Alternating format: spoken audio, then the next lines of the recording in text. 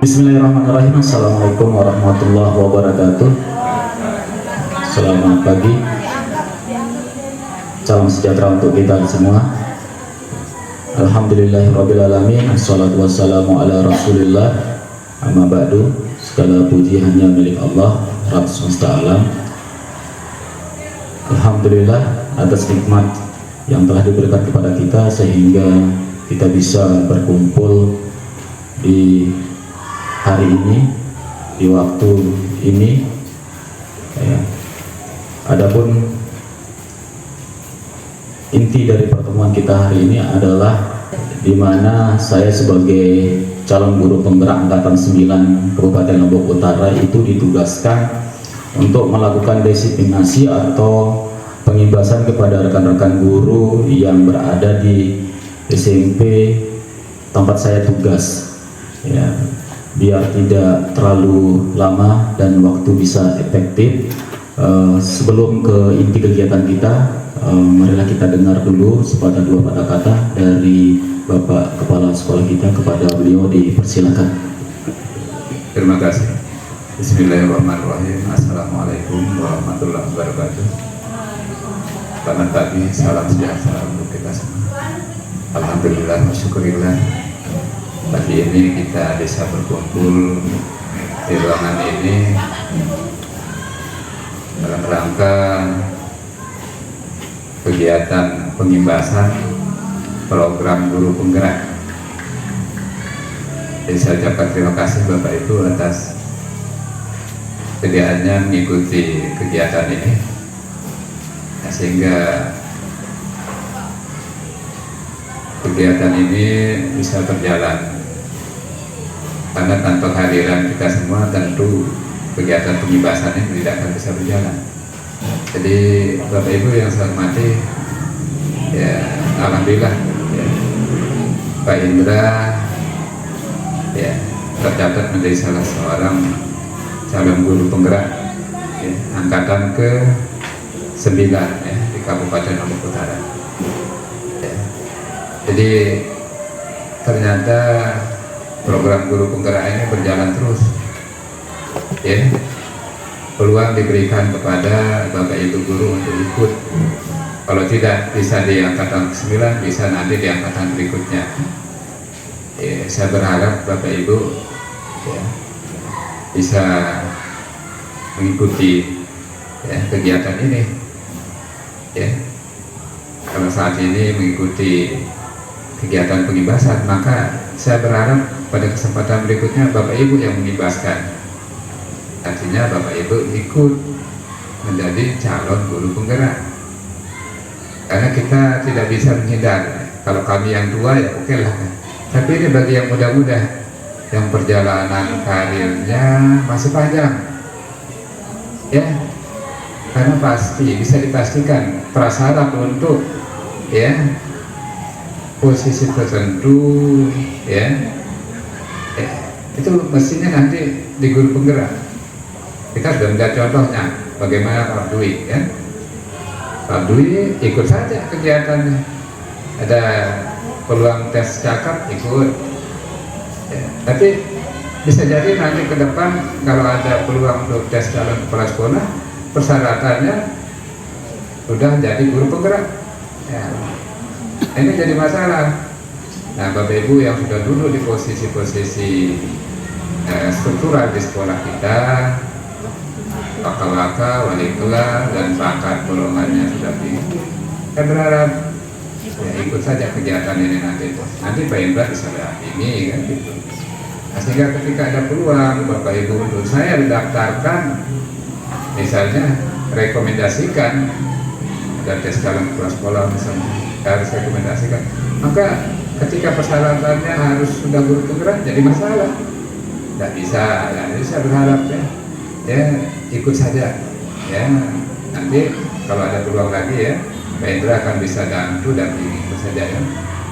Jadi itu Bapak Ibu harapan saya bagi yang karirnya masih panjang ini ya, oke, harapan kita, harapan saya ya untuk Bapak Ibu, dan saya akan fasilitasi ya, seperti kita fasilitasi Pak Indra kali ini ya, kita dukung bersama ya butuh waktu kita, kebersamaan kita untuk menjalankan satu tahapan yang harus dilalui dengan melibatkan kita, maka mari kita dukung bersama. Jadi terima kasih Bapak Ibu, itu harapan saya ya demi kemajuan bersama, kemajuan Bapak Ibu di waktu yang akan datang ya. Berjalan, berproses, ikut saja proses itu. Jadi demikian Bapak Ibu, langsung saya buka. Jadi mari yang Muslim kita bersama-sama baca basmalah, dan yang pasti misalkan baik dengan mari kita membaca basmalah, kita buka acara pengibasan program guru penggerak pagi ini.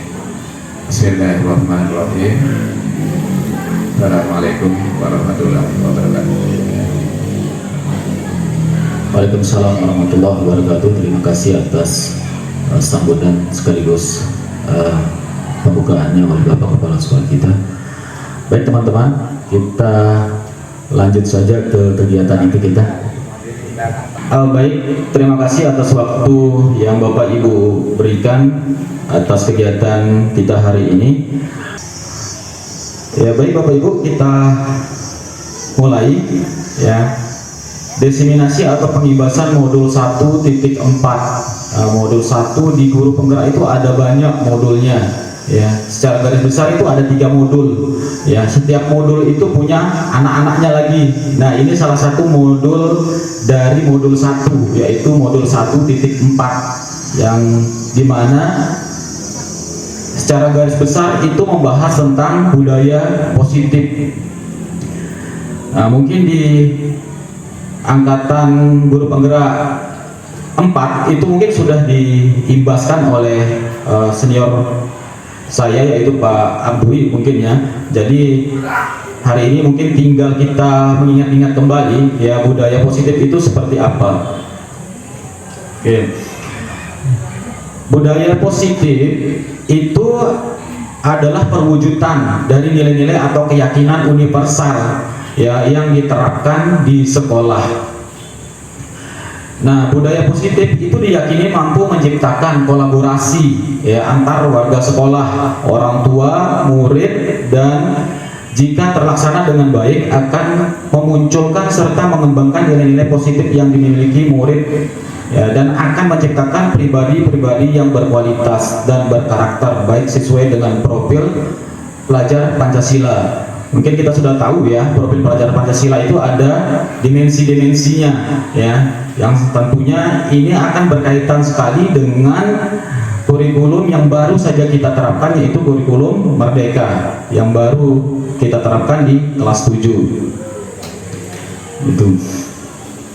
Nah, budaya positif dapat dibangun dengan syarat sekolah perlu menyediakan lingkungan yang positif ya. Alhamdulillah kalau saya lihat dari lingkungan sekolah kita ya, tentunya sebagai acuan pembanding, karena saya juga sempat ngajar di sekolah-sekolah yang lain. Kalau saya lihat ya, lingkungan sekolah tempat saya tugas sekarang ini, alhamdulillah dari segi kekompakan ya, dari segi kekompakan ekosistem gurunya itu sangat luar biasa sekali ya. Dari segi keamanan ya, sudah bisa dikatakan aman. Dari segi nyaman ya, mungkin dari segi nyaman ini yang patut kita garis bawahi, karena memang sampai sekarang ya masih ada beberapa kelas yang belum mendapatkan fasilitas kelas permanen ya. Beberapa kelas masih kita belajar di ruangan sementara. Kita lanjut. Nah, konsep dasar dari modul 1.4 budaya positif ini, 1, perubahan paradigma belajar ya. Nanti kita akan belajar sama-sama apa sih yang dimaksud dengan perubahan paradigma belajar. Terus 2, nanti saya juga akan mencoba sharing kepada teman-teman ya, disiplin positif itu apa. Kalau ada disiplin positif berarti ada disiplin negatif dong. Nah, ini tanda tanya kan. Nah, terus yang ketiga nanti kebutuhan dasar manusia ya, dalam konteks ini guru dan murid itu ya. Terus yang keempat itu motivasi perilaku manusia. Jadi setiap tindakan manusia itu pasti punya motivasi, ya. Ketika siswa melakukan hal A, otomatis ada motivasi yang keluar dalam diri siswa itu, apa yang mendasarinya. Nah, terus yang kelima nanti ada keyakinan kelas. Nah, ini yang sesuai dengan pengimbasan dari Sekolah Penggerak SMP 1 Tanjung kemarin tentang keyakinan kelas. Dan salam dari pengawas pembina kita juga, beliau meminta kita itu, terutama wali kelas ya Bapak Ibu wali kelas, itu diinginkan setiap kelas itu harus terpampang keyakinan kelas, ya, keyakinan kelas. Yang kalau saya lihat di kelas-kelas ini sudah ada ya, cuma dalam bentuk peraturan bukan keyakinan. Nah, sekarang apa beda peraturan sama keyakinan? Nanti kita akan bahas di sini. Itu.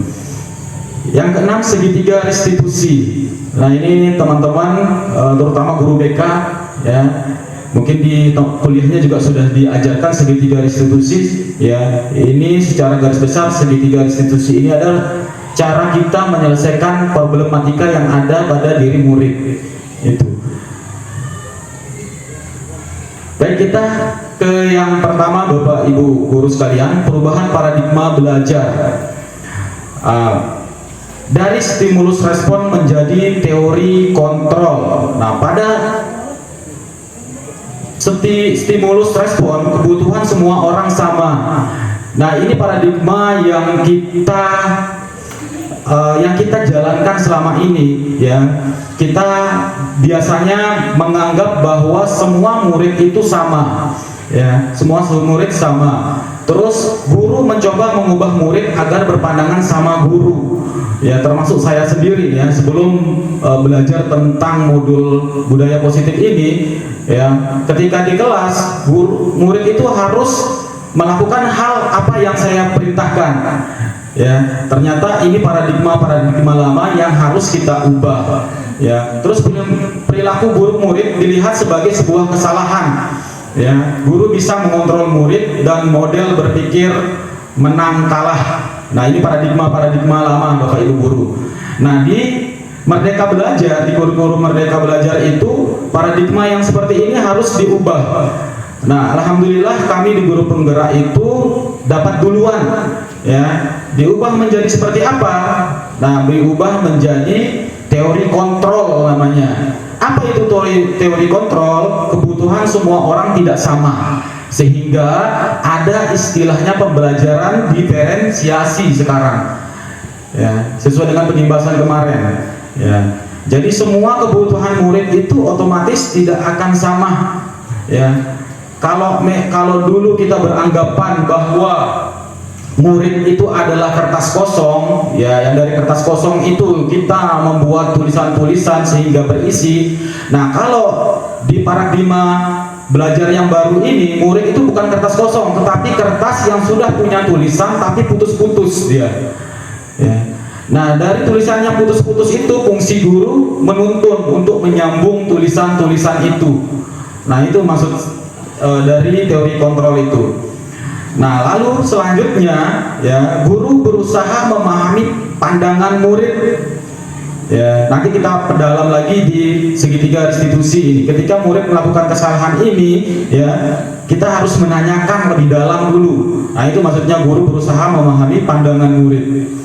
Nah, terus perilaku buruk murid memiliki tujuan. Ya, guru tidak bisa mengontrol murid dan model berpikir menang-menang. Maksudnya berpikir model menang-menang ini bahwa antara murid dengan guru itu memiliki pandangan otomatis berbeda. Nah, jadi guru di situ tidak boleh menganggap pandangan siswa itu salah, ya. Begitu juga dengan murid, ya, tidak bisa menganggap pandangan mereka itu benar daripada pandangan guru atau teman yang lain. Nanti kita bahas lebih dalam Bapak Ibu. Nah, sekarang kita masuk ke disiplin positif. Nah, apa sih makna disiplin positif itu? Ya, disiplin, sebelum masuk ke makna yang sesungguhnya, ya, makna disiplin selama ini kan sering kita artikan sesuatu yang dilakukan seseorang pada orang lain untuk mendapat kepatuhan. Ya, kita melakukan disiplin di sekolah agar apa? Agar siswa kita patuh terhadap aturan. Nah, ini makna yang sering kita konsepkan selama ini, ya. Lalu kecenderungan tersebut harus dirubah. Sebagai pendidik, kita harus menciptakan murid-murid yang memiliki disiplin, ya, yang berasal dari dalam diri anak sendiri atau intrinsik, sehingga mereka dapat berperilaku dengan mengacu pada nilai-nilai kebajikan, bukan dengan apa yang kita hargai atau pencapaian suatu tujuan ataupun menghindar dari rasa tidak nyaman. Nah, maksudnya disiplin positif di sini, ya, seperti yang saya katakan pada awal tadi, apakah ada disiplin negatif? Ada, Bapak Ibu. Ya, maksudnya apa disiplin negatif? Disiplin negatif itu adalah ketika siswa itu mau melakukan sesuatu atau mau disiplin itu karena ada stimulus dari luar, ya, ada rangsangan eksternal, bukan dari dirinya, ya. Mungkin selama ini kita melihat mungkin masih banyak ya murid-murid yang seperti ini, ya, yang kita lihat saja secara sederhana, murid-murid masukkan baju pada saat pelajaran tertentu saja, misalnya yang guru-guru yang mereka takuti, tetapi nanti jika ganti pelajaran, ya, guru yang ngajar di kelas itu adalah guru yang dia tidak takuti, maka kembali lagi ke tidak disiplin. Nah, ini yang dimaksud disiplin negatif, yang mereka lakukan karena ada stimulus dari luar, yaitu rasa takut, ya, terhadap guru tertentu. Tidak semua jadinya. Nah, disiplin positif di sini ingin mengubah hal itu, yang dimana mau guru yang dia takuti atau tidak takuti, ya, baik ada guru atau tidak, ya, semua aturan-aturan di sekolah itu tetap dilaksanakan. Nah, itu yang dimaksud dengan disiplin positif. Bagaimana cara menumbuhkannya? Nanti saya akan bahas. Nah, yang selanjutnya Bapak Ibu guru, ya, sebagai manusia, ya, dalam hal ini guru, ya, sama murid itu pasti memiliki kebutuhan dasar, ya. Apa saja kebutuhan dasar? Ya, kebutuhan dasar manusia itu yang pertama itu kebutuhan bertahan hidup, tentu jelas ini, ya, bertahan hidup. Ya, terus ada kebutuhan yang kedua, kebutuhan cinta dan kasih sayang. Murid ingin diterima dan dihargai. Nah, sekarang terkadang kita tidak jarang melihat siswa yang mungkin ngeyel, ya, tetapi pada dasarnya dia ingin diperhatikan. Ya, ini yang dimaksud dengan kebutuhan dasar. Dalam konteks ini kita sebagai guru dan murid, Bapak Ibu, ya, itu. Terus ada kebutuhan dasar murid yang ketiga, itu kebutuhan penguasaan, ya, yaitu kebutuhan pengakuan atas kemampuan, ya. Biasanya kalau murid melakukan sesuatu dan sesuatu itu bisa dikatakan bangga, ya, maka murid biasanya ingin diperhatikan lebih dengan cara apa? Ya, beri, misalnya bisa menjawab soal dalam kelas, ya, beri tepuk tangan. Jadi dia akan merasa diakui. Nah, itu maksudnya kebutuhan, ya, kebutuhan dasar. Itu kalau misalnya kita mengajar, ya, lalu siswa yang kita tanya bisa menjawab, bisa merespon, tetapi tidak ada feedback dari guru, nah, maka biasanya siswa-siswa yang seperti ini akan merasa merasa kurang diakui, ya. Jadi untuk melakukan hal-hal berikutnya mungkin dia akan malas lagi. Nah, maka itu salah satu kebutuhan dasar seorang murid, yaitu pengakuan atas kemampuan mereka. Itu. Lalu bagaimana kalau ada siswa yang kita suruh belum bisa mengerjakan dengan baik? Sama tetap, ya, kita tidak boleh langsung menyalahkan, ya, kita gunakan bahasa-bahasa yang menyamarkan bahwa apa yang dilakukan oleh siswa itu belum ke arah yang benar, ya. Jadi tetap kita harus mengakui, misalnya dengan kata yang sederhana, terima kasih nak sudah maju, sudah berani, ya, karena tidak mungkin semua siswa berani seperti kamu. Dengan kalimat sederhana seperti itu saja sudah cukup sebenarnya, ya, untuk memenuhi kebutuhan penguasaan ini. Terus ada kebutuhan yang keempat, yaitu kebutuhan kebebasan, yaitu kebutuhan akan pilihan. Nah, ini yang dimaksud dengan pembelajaran diferensiasi tadi, Bapak Ibu guru sekalian, ya, yang dimana, ya, dalam kegiatan pembelajaran diferensiasi ini ya, ada 3 diferensiasi yang harus diterapkan dalam pembelajaran. Pertama, ada namanya diferensiasi materi, ya, diferensiasi proses, dan diferensiasi produk. Nah, diferensiasi materi apa? Jadi sebelum kegiatan pembelajaran dimulai, itu Bapak Ibu guru harus menyiapkan berbagai macam materi dari berbagai sumber, ya. Kalau selama ini terutama saya misalnya, ya, karena memang kurikulum 2013 kemarin itu pembelajaran bahasa Indonesia itu berbasis teks, ya, berbasis teks. Jadi setiap kali saya masuk, memang materi-materi yang saya sediakan itu tentang teks saja, tulisan saja. Nah, ini yang tidak diinginkan di kurikulum Merdeka ini, atau yang ingin diubah, ya, dari modul ini Bapak Ibu. Jadi kalau bisa, selain dari teks, Bapak Ibu guru juga menyediakan materi-materi yang bisa menampilkan audio, ya, visual, ya. Contohnya audio visual, ya, dari video, ya. Kalau visual saja dari apa? Dari infografis misalnya, ya, infografis, gambar-gambar, ya, terus ada penjelasan-penjelasan. Seperti itu yang dimaksud dengan diferensiasi materi.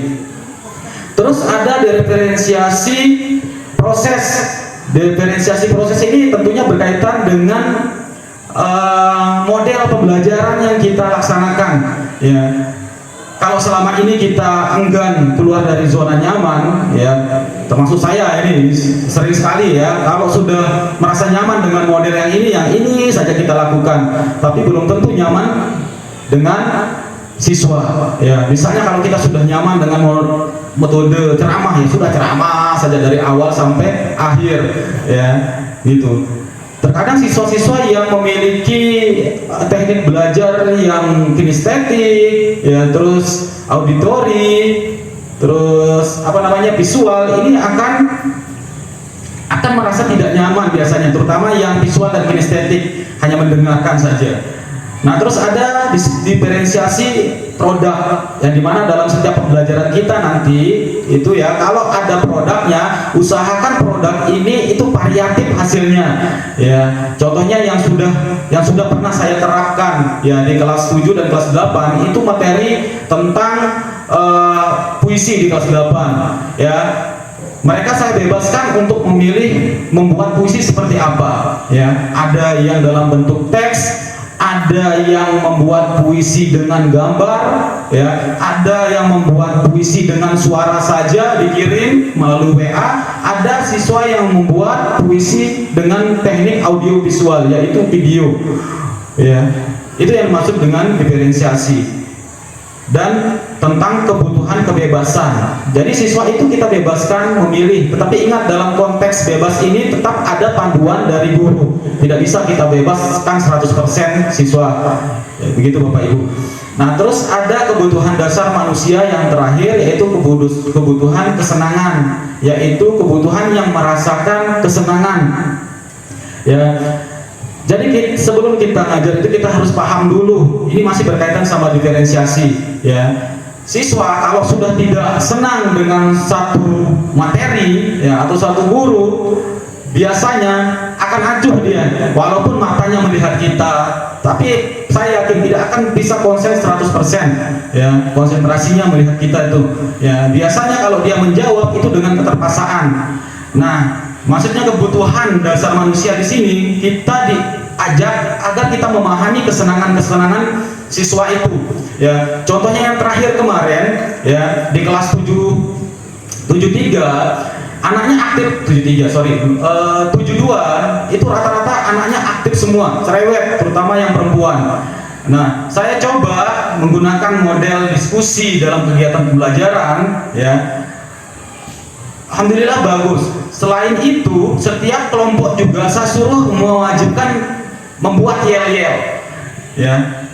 Ternyata dengan hal-hal seperti ini mereka antusias, ya. Yang dulunya saya lihat 1-2 siswa ngantuk kalau pembelajaran bahasa Indonesia, ya, pada saat saya coba menerapkan teknik-teknik yang seperti ini, ya, itu mereka tertawa-tertawa semua, ya, walaupun memang dalam kegiatan pembelajarannya ramai, ya. Tapi memang itu yang diinginkan oleh kurikulum Merdeka Bapak Ibu. Ya, kita harus menghindari pembelajaran yang silent itu, ya, yang diam saja. Ya, biasanya pelajaran yang diam ini itu biasanya pembelajaran yang membuat siswa kurang antusias nanti, ya. Tidak apa-apa, ya, rame. Makanya saya sering minta maaf sama teman-teman yang berdampingan kelas sama saya kalau ada kelas saya nanti teriak-teriak. Ya memang konsepnya saya coba untuk menerapkan seperti itu, gitu. Mungkin yang terlalu terasa memang di ruang darurat seperti ini, Bapak Ibu, ya, karena memang celah-celah ventilasinya terlalu banyak, ya, jadi mengganggu sekali kalau di kelas sebelah, ya. Tapi insya Allah kalau kita ngajar di ruangan darurat tidak terlalu, ya. Selanjutnya Bapak Ibu, nah ini yang saya katakan tadi, ya, ada motivasi perilaku manusia yang seperti yang saya singgung, bahwa siswa itu melakukan sesuatu pasti punya alasan, ya. Nah, motivasi manusia ini, ya, dalam konteks ini siswa maksudnya, ya, itu ada dua dia. Ada motivasi yang datang dari luar atau ekstrinsik yang saya katakan tadi, ada motivasi yang datang dari dalam atau intrinsik. Nah, dari kedua motivasi ini mana yang ideal? Ya, kita lihat penjelasan yang pertama, yang ini Bapak Ibu. Nah, untuk menghindari ketidaknyamanan atau hukuman, ya, murid bertanya. Maksudnya di sini murid biasanya kalau saya tidak, ya, melakukan hal tersebut, ya, hukuman apa yang saya dapat? Kan ini artinya siswa ini kan takut dia nih, ya, takut bukan karena dirinya sendiri.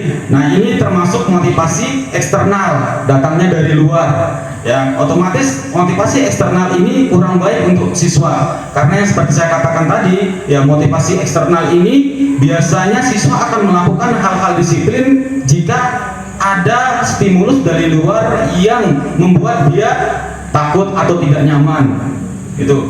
Nah, terus yang berikutnya, ya, untuk mendapatkan imbalan atau penghargaan. Nah, ini yang sering, termasuk saya, ini sering sekali saya lakukan. Ternyata setelah saya mempelajari modul ini salah, ya. Contohnya kemarin waktu kita imtak, ya, ada siswa yang maju, saya kasih uang, ya. Ternyata di dalam modul ini salah satu motivasi yang salah, cara menumbuhkan motivasi yang salah, ya. Karena memang setelah saya lakukan kemarin itu, saya coba, yang memberikan uang kepada anak. Ketika saya suruh maju lagi, maka ada anak yang ngomong seperti ini, dapat uang nggak nanti Pak?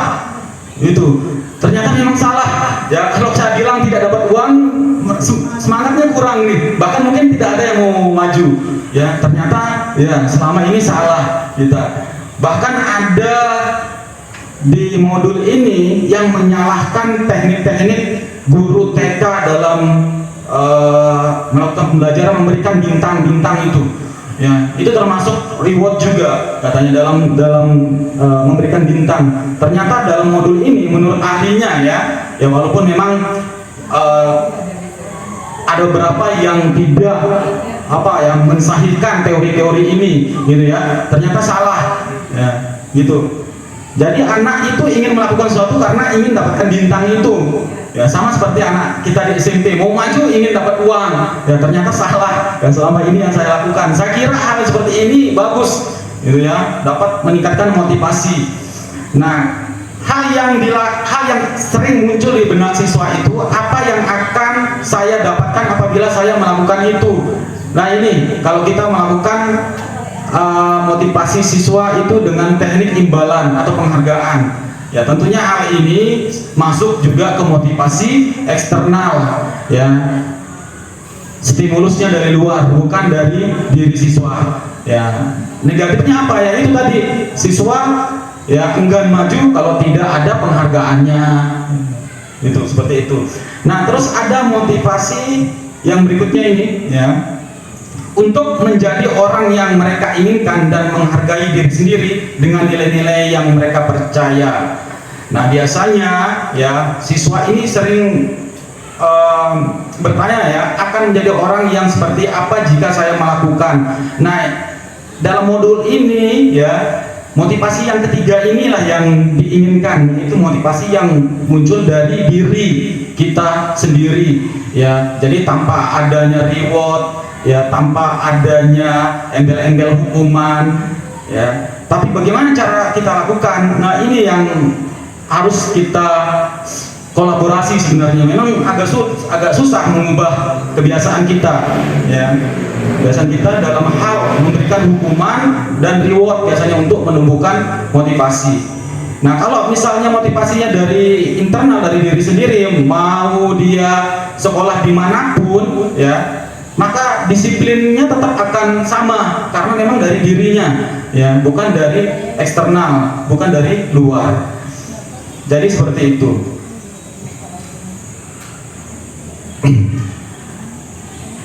Baik, selanjutnya Bapak Ibu ya, di sini masih terkait tentang motivasi ya. Dorongan yang timbul pada diri seseorang secara sadar atau tidak sadar untuk melakukan suatu tindakan untuk tujuan tertentu. Nah, ini tadi yang seperti yang saya jelaskan, motivasi eksternal itu adalah murid melakukan kedisiplinan karena takut ya, otomatis karena memang ada respon stimulus dari luar. Nah, menghindar dari hukuman atau pengharapan akan bentuk penghargaan, ini motivasi eksternal. Nah, terus motivasi internal itu seperti apa? Murid melakukan disiplin karena sadar akan nilai-nilai kebajikan dalam diri ya, menghargai nilai kebajikan dari diri sendiri. Itu nilai kebajikan itu apa? Nanti ada kaitannya dengan keyakinan kelas itu yang kita akan bahas nanti Bapak Ibu. Nah, jadi itu ada dua ya motivasi manusia, itu ada motivasi eksternal dan internal. Tentunya yang diinginkan itu kita menumbuhkan motivasi internal di dalam diri siswa kita. Baik, selanjutnya konsep disiplin dengan pendekatan restitusi. Nah, apa sih yang dimaksud dengan konsep disiplin dengan pendekatan restitusi ya? Yaitu sebuah cara yang menanamkan disiplin pada murid. Nah, apa yang dimaksud dengan pendekatan restitusi? Nah, di sini saya akan jelaskan. Nah, restitusi itu adalah sebuah proses menciptakan kondisi bagi murid ya untuk memperbaiki kesalahan mereka sehingga mereka bisa kembali kepada kelompok mereka dengan karakter yang lebih kuat. Ya, maksudnya secara garis besar dulu ya, karena nanti ada penjelasan lebih mendalam di restitusi ini. Ya, maksudnya apa? Maksudnya ketika siswa melakukan indisipliner tertentu misalnya, ya, jadi guru jangan langsung dor siswa tersebut, kamu salah nih, gitu. Ya. Dan jujur, dan ini sempat saya lakukan, dan yang terakhir kemarin saya pernah melakukannya. Ya, ternyata dalam modul ini setelah dipelajari, ya, jangan kita langsung dor menganggap bahwa siswa itu salah, gitu ya. Ada tahapan-tahapannya. Tahapannya apa? Nanti ada pembahasan khususnya, yaitu tentang segitiga restitusi namanya. Ya, tahapannya bagaimana? Ya, itu nanti ada. Nah, jadi itu yang dimaksud dengan restitusi, ya, pendekatan, ya, untuk menyelesaikan sebuah masalah, ya, dengan cara tidak langsung menyalahkan siswa itu. Oke. Nah, ini ciri-ciri restitusi Bapak Ibu sekalian. Yang pertama itu menguatkan dan fokus pada solusi ya, jadi siswa nanti diajak untuk mencari solusi ya. Misalnya siswa tidak masukkan baju ya, lalu nanti siswa kita ajak dia berdiskusi ya, kalau kamu tidak masukkan baju ya, kira-kira kamu melanggar atau tidak, itu pasti dia bilang mengatakan melanggar Pak. Nah, kalau begitu, agar kamu tidak melanggar, apa yang harus dilakukan? Nah, ini yang dimaksud dengan fokus pada solusi. Itu ya, terkadang kita ya, ada siswa yang tidak melakukan baju langsung nunjuk, masukkan baju segera, itu. Nah, ini akan mereka akan masukkan baju, tapi nanti ujung-ujungnya ke motivasi eksternal karena rasa takut tadi itu. Nah, terus yang kedua itu ada fokus pada karakter, bukan pada tindakan ya. Jadi setiap karakter siswa itu beda-beda ya. Ada siswa yang mungkin dikasih nasihat 1-2 kali langsung nurut, ada siswa yang dinasehati berkali-kali, itu iya di depan tapi tidak di belakang. Nah, itu maksudnya nanti ciri-ciri segitiga restitusi itu fokus pada karakternya, ya, bukan tindakan. Gitu. Nah, terus yang ketiga nanti itu bukan menebus kesalahan tapi belajar dari kesalahan. Nih, terkadang kita kalau siswa melakukan kesalahan, kita suruh mereka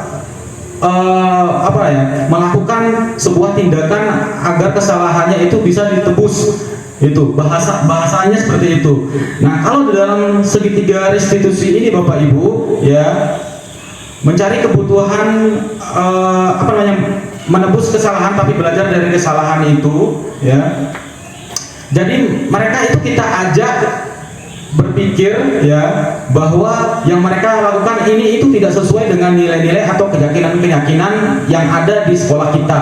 Nah, lalu kita suruh mereka coba pikirkan apa solusi agar kamu bisa, ya, memperbaiki kesalahan itu, ya, belajar dari kesalahannya. Nah, itu yang dimaksud dengan ciri-ciri segitiga, ciri-ciri restitusi, ya. Terus yang berikutnya mencari kebutuhan dasar yang mendasari tindakan. Nah, ini yang seperti saya katakan tadi, bahwa kalau ada siswa yang melakukan kesalahan jangan langsung didor. Kita harus tanya dulu, ya. Itu yang diinginkan dengan restitusi ini. Apa yang melatar belakangi mereka, ya. Ya, mungkin sebagian besar kita sudah menerapkan hal-hal seperti ini, ya, menanyakan kenapa kamu lakukan, gitu, ya. Nah, terus yang berikutnya tawaran bukan paksaan. Nah, jadi nanti ketika siswa sudah sadar akan hal yang dia lakukan, kesalahannya, lalu Bapak Ibu coba tawarkan sebuah solusi yang bisa dia lakukan, ya. Ini sempat saya terapkan di kelas 71 kemarin pada saat ada beberapa siswa yang tidak mengerjakan PR, ya. Mereka saya suruh ke ruang BK untuk tunggu saya, ya. Lalu di sana saya ajak mereka diskusi, ya. Bentar, Bapak Ibu.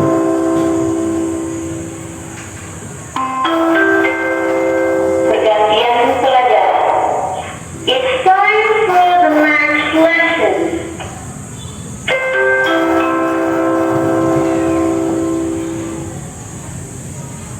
Baik, lanjut. Nah, di sana saya ajak mereka diskusi, ya, dari kesalahannya mereka. Kira-kira, ya, saya tawarkan kepada mereka nih, ya, kira-kira hal apa yang bisa kamu lakukan agar, ya, kesalahan yang kamu lakukan ini bisa tertutupi, itu. Jadi mereka sendiri yang berpikir, karena saya tidak mencatat, kalau begitu saya mencatat, Pak, ya. Oke, baik, ditampung, ya. Terus ada lagi yang satunya, karena saya tidak mengerjakan tugas, kalau begitu saya kerjakan sekarang, Pak. Oke, bagus, saya tampung. Nah, jadi hal-hal seperti ini yang dimaksud kita tawarkan kepada siswa dulu, gitu, ya. Kalau memang siswanya sudah tidak mampu, baru kita tawarkan dari diri kita. Tapi kita ajak dulu mereka berpikir, ya. Biar apa? Biar mereka paham loh, yang mereka lakukan itu memang sudah tidak sesuai dengan keyakinan yang ada di sekolah kita, ya. Itu. Terus yang berikutnya memperbaiki hubungan. Nah, restitusi ini ciri yang berikutnya itu memperbaiki hubungan. Maksudnya apa? Ya, jika selama ini kita menangani siswa dengan, ya, dalam tanda kutip kasar, ya, kadangkala siswa yang kita kasari dalam tanda kutip itu, ya, akan menyimpan rasa tidak nyaman terhadap guru yang bersangkutan, ya.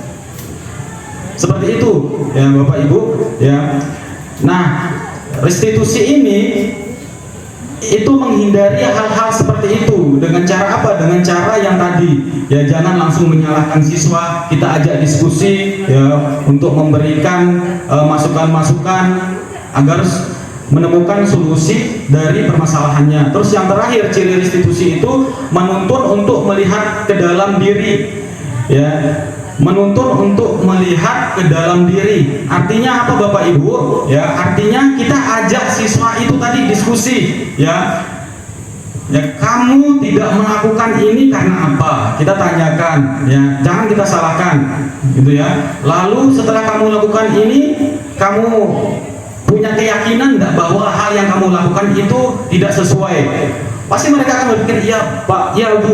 Nah, lalu kita tanyakan lagi, ya, kira-kira solusi apa yang bisa kamu ya lakukan untuk memperbaiki kesalahanmu. Nah, ini yang dimaksud dengan menuntut untuk melihat ke dalam diri. Jadi semua pure dari diri siswa, ya, bukan dari guru. Nah, contohnya seperti ini Bapak Ibu. Ada kasus murid datang terlambat ke sekolah misalnya nih. Ini kasus yang mungkin sering kita temukan, ya, terutama pada saat imtak nih, ya, anak-anak sudah mulai kegiatan imtak. Ada saja 1-2 siswa yang nyelonong. Nah, ini kasusnya nih. Nah, kalau hukuman itu seperti apa? Murid disuruh berdiri di depan kelas. Nah, ini pasti hukuman nih, ya. Guru marah ke murid. Murid disuruh menulis saya tidak akan terlambat lagi sebanyak 100 kali misalnya, ya. Ini hukuman. Nah, hukuman tentunya hal ini tidak akan efektif karena apa? Karena stimulusnya itu dari luar tadi, ya. Siswa ini akan disiplin ketika ada hukuman ini, ya. Tapi nanti ketika mereka keluar dari lingkungan sekolah yang tidak ada hukuman seperti ini, mereka tidak akan tepat waktu lagi, ya. Disiplin tentang waktu mereka akan buyar lagi. Nah, terus konsekuensi itu guru memberikan konsekuensi berada di dalam kelas selama jam istirahat berlangsung, ya. Bedanya konsekuensi dengan hukuman apa Bapak Ibu? Kalau hukuman itu biasanya lebih berkaitan tentang fisik dia, tentang fisik, ya. Kalau konsekuensi contohnya seperti ini, ya. Misalnya ada siswa yang masuk telat 5 menit di jam kita, ya. Nanti kita tanya sama siswa tersebut, karena kamu telat 5 menit, maka nanti kamu keluar itu kamu tambah lagi 5 menit. Nah, ini dimaksud dengan konsekuensi. Jadi tidak ada hukuman yang berbentuk fisik di situ. Nah, guru tegas dan murid menghormati peraturan. Nah, itu konsekuensi. Nah, terus restitusi. Guru mempunyai kesepakatan kelas. Nah, ini yang dimaksud tadi keyakinan atau kesepakatan kelas itu Bapak Ibu. Nanti kita akan bahas, ya. Makanya untuk menerapkan restitusi ini kita harus membuat kesepakatan kelas dulu. Bahkan ada sekolah yang dipercaya menjadi sekolah penggerak itu ada kesepakatan sekolah. Tapi kita tidak perlu menunggu menjadi sekolah penggerak untuk melakukan itu Bapak. Bisa kita lakukan sendiri, ya. Mungkin nanti kedepannya kita bisa mencoba, ya. Kesepakatan sekolah itu ya kebijakan-kebijakan, peraturan-peraturan apa yang ada dalam sekolah itu kita harus sepakati antara guru siswa, dan itu harus mengajak siswa. Jadi bukan dari guru yang sudah kita sediakan misalnya aturannya B, A, C, ya. Nah, ini yang dimaksud dengan kesepakatan. Ya, namanya kesepakatan berarti dua belah pihak Bapak Ibu. Kalau hanya dari guru kan satu pihak saja, ya, satu pihak. Nanti penerapan secara kecilnya di dalam kelas nanti saya jelaskan, gitu. Nah, sedangkan restitusi itu bagaimana? Guru mempunyai kesepakatan kelas yang telah disepakati dan guru membantu menyelesaikan masalahnya, gitu. Terus yang kedua, murid terbuka dan menghormati dirinya dan orang lain. Nah, itu cara menyelesaikan masalah. Ya, 3 cara menyelesaikan masalah dengan kasus murid datang terlambat. Yang mana yang lebih bagus? Otomatis restitusi ini, ya, menurut modul ini Bapak Ibu.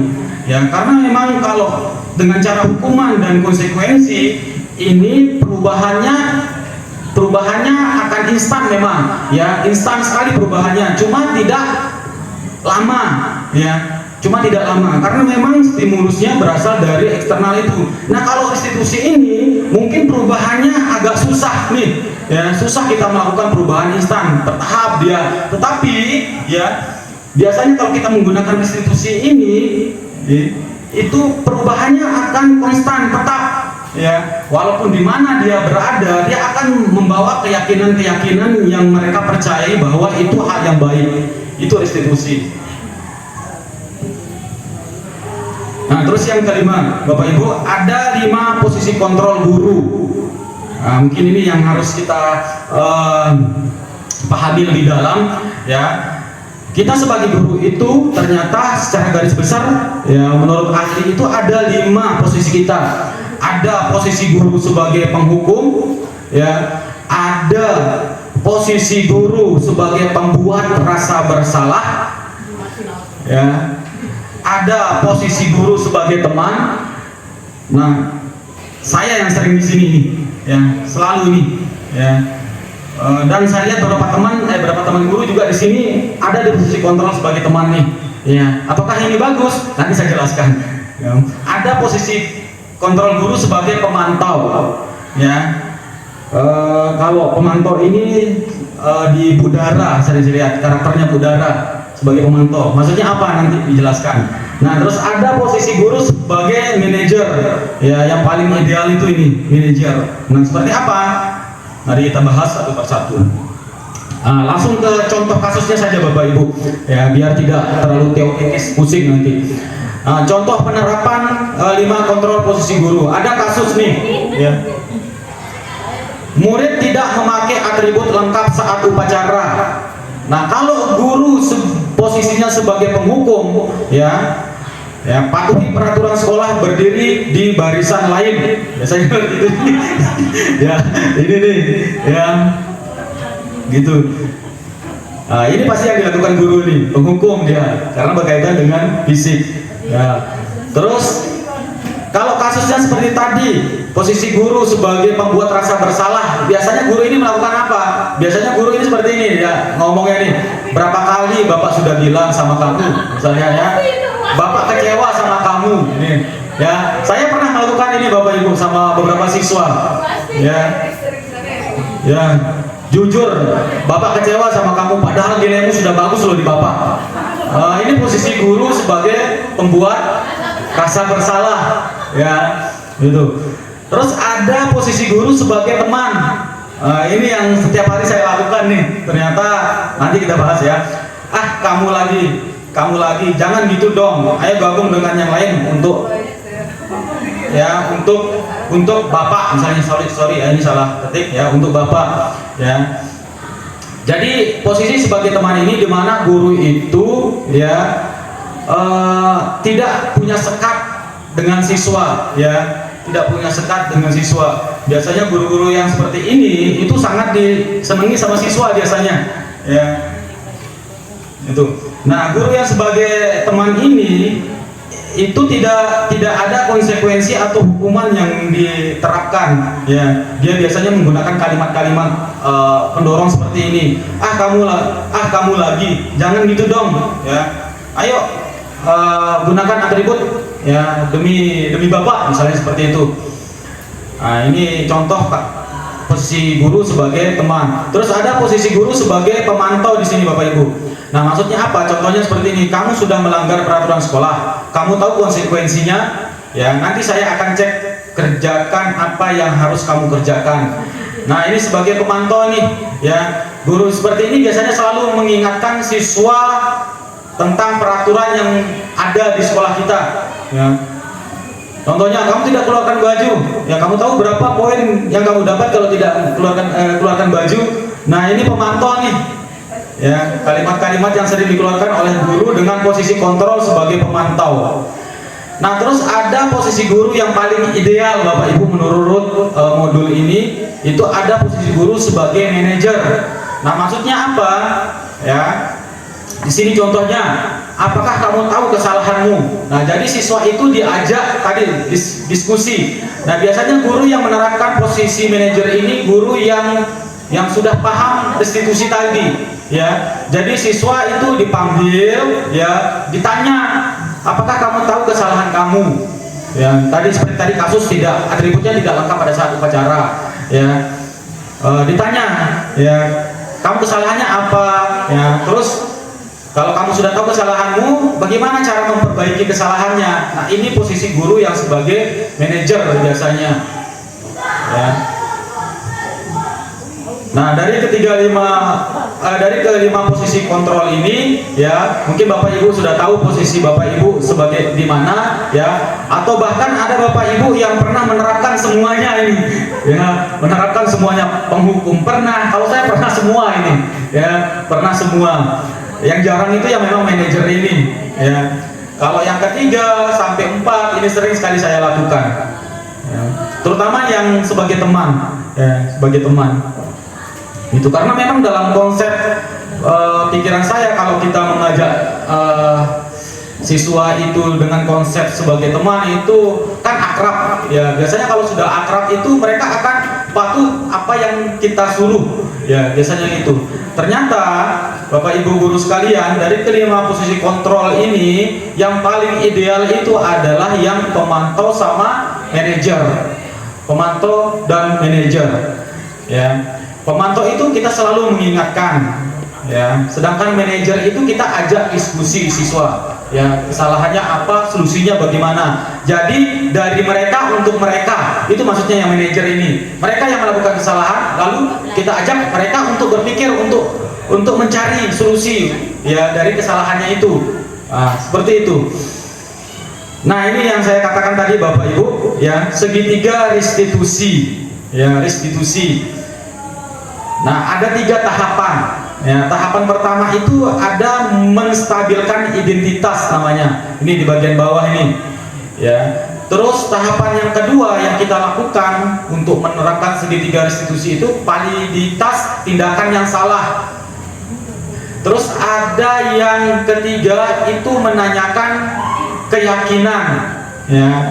Makanya ketika kita menerapkan segitiga restitusi ini, keyakinan kelas itu harus sudah ada sebenarnya ya. Dan ini sejalan dengan apa yang diinginkan oleh pembina kita Bapak Ibu, bahwa pengawas pembina kita meminta kita bahwa setiap kelas itu harus sudah tertempel sebenarnya keyakinan kelas ya. Dan ini tugasnya wali kelas gitu.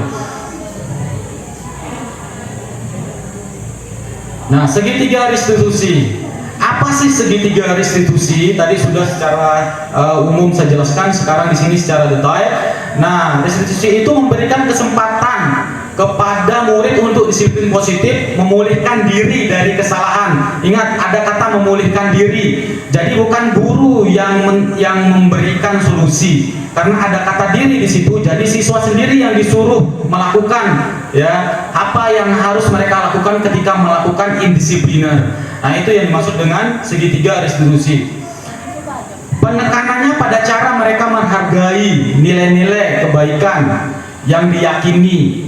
Nah, nilai-nilai kebaikan yang diyakini apa? Itu yang dibuat bersama-sama di kelas atau di sekolah ya. Itu. Nah, bukan berperilaku untuk menyenangkan orang lain ya.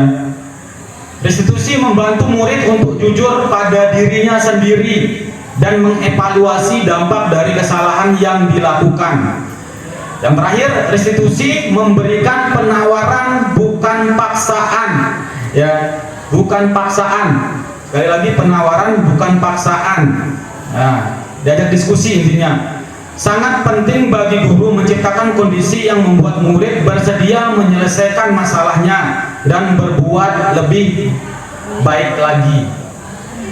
Nah, sekarang ini tahapan segitiga restitusi. Yang pertama tadi itu menstabilkan identitas ya. Misalnya ada siswa yang melakukan kesalahan, kita lakukan ya, kita panggil gitu ya. Lalu kita ingin menerapkan segitiga restitusi. Hal yang pertama kita lakukan adalah menstabilkan identitas. Apa menstabilkan identitas itu ya? Pada bagian dasar ya, langkah pertama restitusi yaitu menstabilkan identitas. Nah, bagian ini bertujuan merubah orang yang merasa gagal karena berbuat salah menjadi orang sukses. Kita harus mampu meyakinkan mereka, misalnya dengan berkata, saya pernah melakukan hal yang sama denganmu. Nah, maksudnya menstabilkan identitas ini Bapak Ibu ya. Biasanya kalau siswa melakukan kesalahan kita panggil, siswa itu psikologisnya sudah kacau dia nih ya. Kacau, pasti ada beberapa siswa yang mulai ketakutan, apalagi sudah masuk ke ruang BK ya. Macam-macam sudah mereka pikir, dipanggil orang tua, poin akan masuk ya. Nah, fungsinya menstabilkan identitas ini, kita tenangkan dia dulu dengan salah satu kalimat yang perlu ya kita ucapkan terhadap siswa yang bermasalah ini dalam tanda kutip ya. Saya pernah melakukan hal yang sama ya, tidak kamu saja kok yang pernah melanggar peraturan gitu. Jadi jangan langsung kita dors, oh, kamu salah nih ya, kamu melakukan pelanggaran seperti ini ya. Nah, modul ini mengajak kita jangan langsung mendorong siswa itu ya, walaupun dalam benak kita memang mereka melakukan kesalahan gitu ya. Nah, ini yang dimaksud dengan menstabilkan identitas. Kita buat psikologis mereka stabil dulu dengan pelanggaran yang mereka lakukan. Gitu. Nah, setelah kita melakukan tahap menstabilkan identitas ya dengan pertanyaan tadi ya, terus ada memvalidasi tindakan yang salah. Ini. Nah, bagaimana memvalidasi tindakan yang salah? Bisa dilihat di layar LCD ya. Pada langkah kedua, kita terlebih dahulu memahami kebutuhan dasar yang mendasari tindakan murid. Ya, menurut teori kontrol, semua tindakan pasti memiliki tujuan. Nah, di sini yang saya katakan tadi, ketika murid itu melakukan sebuah indisipliner, ya, kita tanya, ya, tujuan kamu melakukan itu apa? Ya, misalnya tadi tidak lengkap atributnya, ya. Alasanmu melakukan ini apa? Tujuanmu melakukan ini apa? Misalnya mengganggu teman, ya. Kita tanya dia dulu, ya. Karena pasti setiap tindakan punya stimulusnya, ya, punya stimulus atau alasan yang membelatar belakangi mereka melakukan hal itu. Nah, terus selanjutnya proses yang terakhir menanyakan keyakinan. Ya, tentunya proses menanyakan keyakinan ini tidak akan bisa berjalan sebelum ya kita punya keyakinan, ya, punya keyakinan khususnya di kelas masing-masing. Karena nanti dalam keyakinan ini kita akan dalam proses ketiga ini ya menanyakan keyakinan ini kita menanyakan kepada siswa ya kesalahannya itu melanggar keyakinan yang mana ya, misalnya tadi tidak masukkan baju ya seperti yang di kelas 72 itu sudah saya terapkan mencoba membuat keyakinan kelas ya. Salah satu yang disepakati adalah tertib berpakaian ya, tertib berpakaian. Nah, otomatis kalau kasusnya tadi mengeluarkan baju, keyakinan apa yang kamu langgar kita tanya. Berarti keyakinan tertib pakaian gitu. Nah, kalau sudah tidak tertib ya, di sini kita tanyakan, kita tawarkan ya kalau begitu agar kembali keyakinanmu ya, agar tertib lagi berpakaiannya, kira-kira apa yang dilakukan, apa yang harus kita lakukan. Nah, di tahap menanyakan keyakinan inilah solusi itu kita tawarkan tadi Bapak Ibu ya. Usahakan jangan dari kita dulu ya, kita ajak mereka berpikir ya. Biasanya kalau kita sudah ajak mereka berpikir, mereka akan paham nanti ya, paham kesalahan mereka itu. Nah, ini keyakinan kelas nih yang lebih penting dalam pembahasan keyakinan kelas ini. Nanti saya akan membedakan apa sih bedanya peraturan dengan keyakinan kelas ya. Biasanya kita itu susah membedakan peraturan dengan keyakinan kelas ya.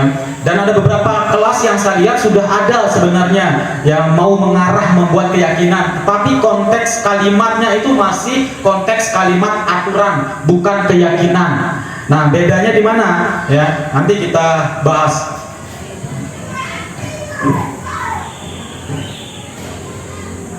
Nah, proses membuat keyakinan kelas. Nah, nanti ini bisa Bapak Ibu terapkan merumuskan peraturan terlebih dahulu ya. Nah, dari peraturan ini dirubah menjadi keyakinan kelas. Nah, kata mengubah ini artinya antara peraturan dengan keyakinan kelas itu memiliki konsep yang berbeda ya. Setelah itu ya, kalau yang ketiga ini opsional Bapak Ibu ya, bisa setelah misalnya siswa membuat keyakinan kelas, itu bisa nanti keyakinan itu ditandatangani bersama ya. Setelah dikumpulkan semua keyakinan siswa ya, kita seleksi. Biasanya kan ada nanti kalimat-kalimat yang hampir mirip ya, cukup satu saja yang digunakan kalimat yang hampir mirip itu. Nah, setelah kita seleksi ya, itu kita buat tanda tangan berjamaah ya, sebagai cara motivasi sebenarnya bahwa mereka sendiri yang buat keyakinan kelas ini, berarti mereka harus mematuhi keyakinannya. Tapi ini opsional Bapak Ibu ya, boleh dilakukan boleh tidak. Nah, terus ada tahap yang ketiga itu menempelkan keyakinan kelas. Di mana? Ya, kalau kelas berarti di kelas. Kalau keyakinan sekolah itu berarti di lingkungan sekolah. Ya. Kemarin saya lihat postingan teman di SMP 3 Bayan Bapak Ibu ya, mereka itu membuat spanduk pohon keyakinan ya, besar sekali spanduknya, mungkin ada sebesar ini tadi ya, sebesar tembok ini ya. itu ditempel di lapangan, lalu semua siswa dikumpulkan di lapangan. Nah, masing-masing siswa itu diberikan sticky note, ya, sticky note. Itu mereka kita suruh sudah buat, ya, keyakinan kelas, ya, keyakinan sekolah. Jadi setelah mereka buat tuh mereka tempel nanti di pohon keyakinan tuh, ya, pohon keyakinan. Nah, itu mungkin bisa nanti kita terapkan, ya. Nah, di membuat keyakinan kelas, nah hal ini yang saya lakukan kemarin di kelas 7.2. Nah, langkah-langkahnya Bapak Ibu, ya, terutama wali kelas nanti, tapi tidak mencangkup wali kelas, ya, siapa saja boleh. Tapi yang diutamakan memang wali kelas, karena beliau sebagai orang tua di kelas itu, gitu ya. Langkah kegiatannya, ya, menjelaskan perbedaan, ya, peraturan sama keyakinan kelas itu apa. Di sini nanti saya jelaskan Bapak Ibu. Terus setelah itu membuat, ya, setelah itu menempel, ya. Setelah menempel baru minta nanti beberapa siswa untuk membacakan ulang, ya, keyakinan kelas. Gitu. Nah, kalau ini tidak usah. Nah, mengapa harus keyakinan kelas bukan peraturan kelas Bapak Ibu? Ya.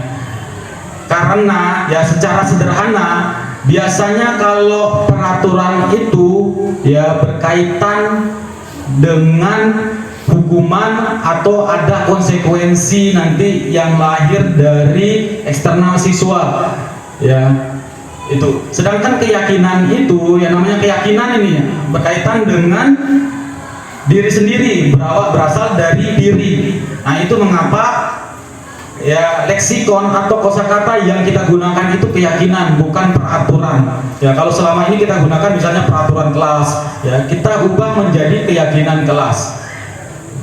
Nah, ini yang saya katakan tadi, ciri bahasa keyakinan kelas itu seperti apa. Nah, pertama, Bapak Ibu bisa dilihat di situ, ya, bersifat mengajak. Keyakinan kelas itu otomatis bersifat mengajak Bapak Ibu. Terus yang kedua nanti tidak menggunakan kalimat negatif. Nah, kalau begitu peraturan kelas itu dia menggunakan kalimat negatif dia. Terus ciri bahasa yang berikutnya keyakinan kelas itu selalu menggunakan kalimat positif. Contohnya nih, sudah saya kasih contoh.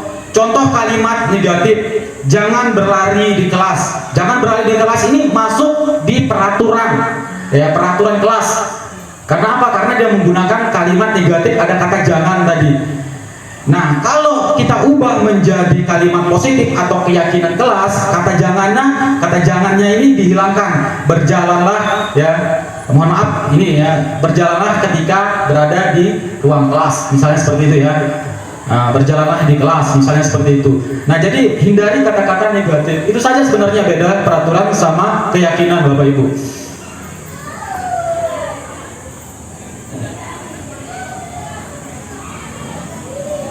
Nah, ini tadi tahapannya membuat, siswa saya suruh buat dengan membagikan sticky note tadi, terus tempel, ya, satu persatu siswa saya suruh menempel di depan, boleh di papannya atau nanti ibu sediakan kertas manila tempel di situ. Nah, setelah ditempel baru dibacakan, ya, perwakilan kelas, ya, 1 atau 2 siswa untuk membacakan. Nah, setelah dibacakan itu Bapak Ibu, ya, belum selesai. Kita sebagai guru seleksi dulu, ya, kalimat-kalimatnya. Kadang-kadang ada siswa yang mungkin kalimatnya hampir mirip, ya, biar tidak terlalu banyak, gitu. Dan kita ubah kalimat-kalimat siswa dengan kalimat-kalimat yang pas. Biasanya seperti itu. Nah, ini keyakinan kelas di kelas 7.3 kemarin, ya. Menjaga kebersihan kelas, menghargai teman dan guru, melaksanakan tata tertib kelas dan sekolah, disiplin dalam belajar. Ya, sebenarnya masih banyak. Ya, ini hanya sebagai contoh. Jadi hindari kata-kata negatif di sini. Ya, contohnya misalnya ini, ya, menjaga kebersihan kelas. Sering kita gunakan kan, jangan buang sampah sembarangan. Nah, jangan itu kalimatnya sudah negatif tuh, dan itu masuk ke peraturan. Nah, kita hindari kata-kata seperti itu, ya, menjaga kebersihan kelas. Nah, ini sudah masuk ke kalimat keyakinan kelas atau kalimat positif. Itu saja, ya, bedanya Bapak Ibu. Oke. Itu sudah sampai ke thank you, artinya sudah selesai ya. Terima kasih atas atensinya Bapak Ibu sekalian. Ya, semoga desiminasi ini tidak hanya sebagai formalitas, termasuk diri saya sendiri sebagai guru penggerak ya, dan semoga bisa diterapkan di sekolah kita saja. Terima kasih Bapak Ibu atas atensinya. Kurang lebihnya mohon maaf. Ya, wabillahi taufiq wal hidayah. Assalamualaikum warahmatullahi wabarakatuh. Saya merasa senang karena saya memiliki kesempatan untuk belajar bersama dengan teman-teman sekelas saya untuk menciptakan lingkungan belajar yang positif dan produktif. Saya juga akan merasa senang karena saya memiliki kesempatan untuk belajar tentang diri saya sendiri dan tentang